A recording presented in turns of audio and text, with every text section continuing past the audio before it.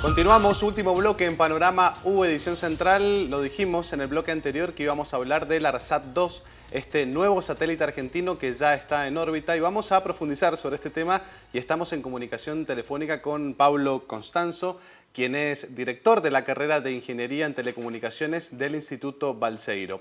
Pablo, buenas noches. Ignacio Esteller te saluda aquí por Señal U en Mendoza.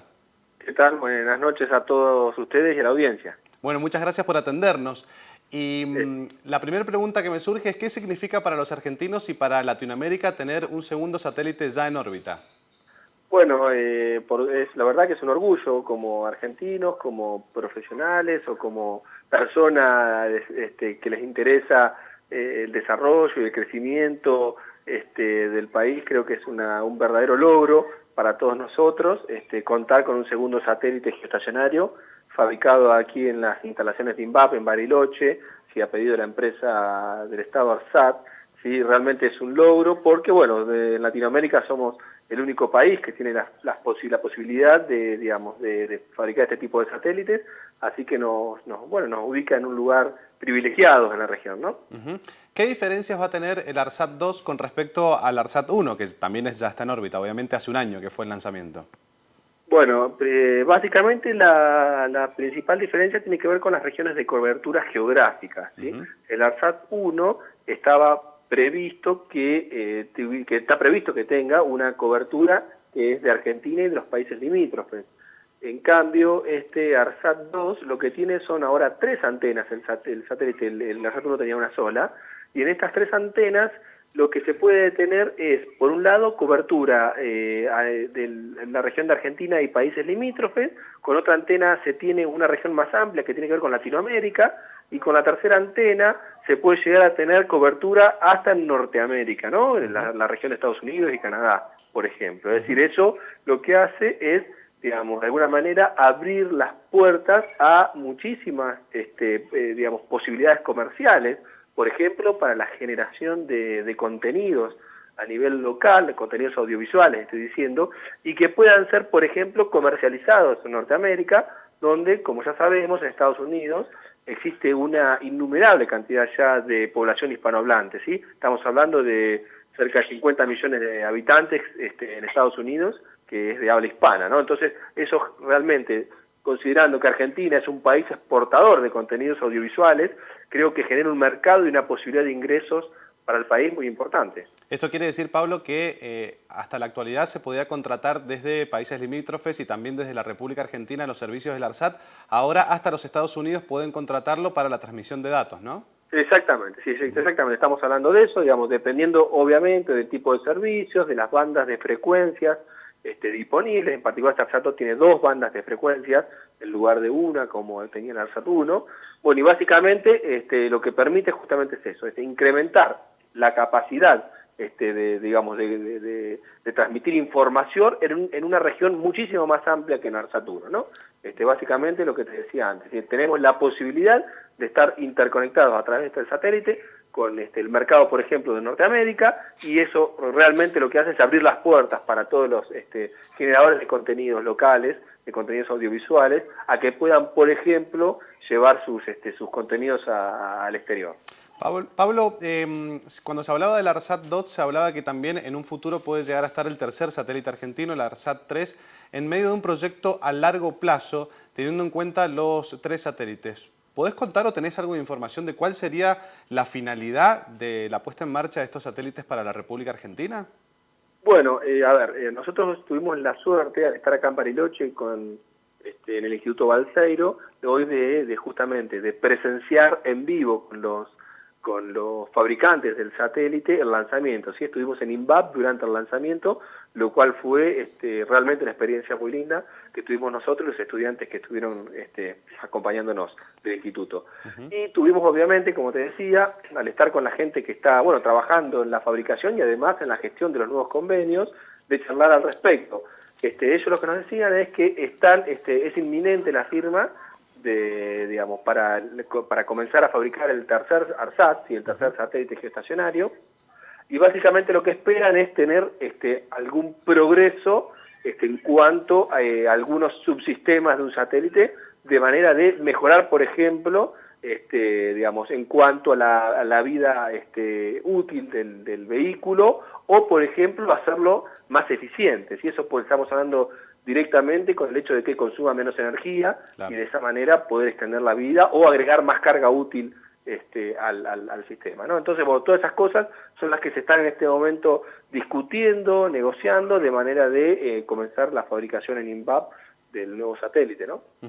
Pablo, ¿mejora la circulación de datos por Internet en la República Argentina con esta ARSAT 2 o, bueno, también con el lanzamiento del año pasado del primer satélite?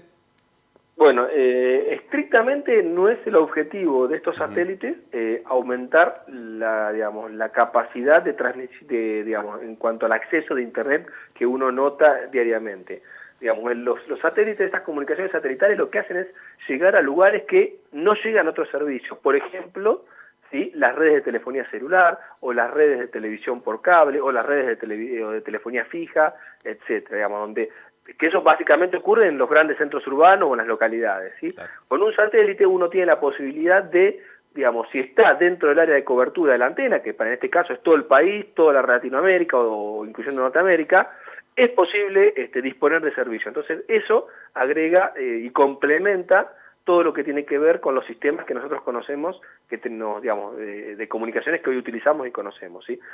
No obstante, para de alguna manera incrementar la capacidad de los servicios actuales, ¿sí?, existen otras redes de comunicaciones, como por ejemplo, como algunas de las que recién mencionaba, que son las redes celulares, y otra que es muy importante, que es de alguna manera la que da soporte a esta explosión de los sistemas de comunicaciones y de la cantidad de información e Internet que uno demanda como usuario, son las redes de fibra óptica, ¿sí?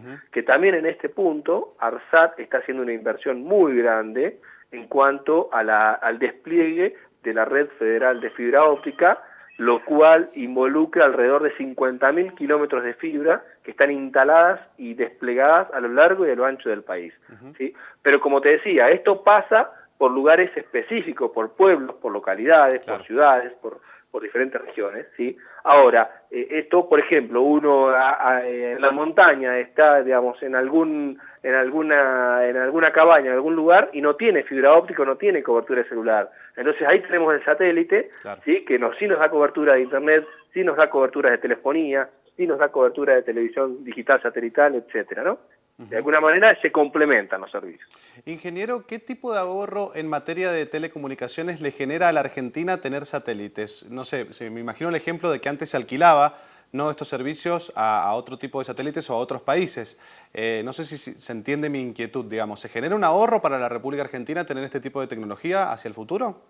Bueno, digamos, directamente no te sabría decir lo que implica en ahorro. Sí te puedo decir lo que implica a nivel sociopolítico este acontecimiento, digamos. El hecho, digamos, no es simplemente rentar un satélite o contratar o de alguna manera que una empresa compre un satélite para que sea, digamos, para que dé servicio en Argentina y ocupe las posiciones orbitales de Argentina.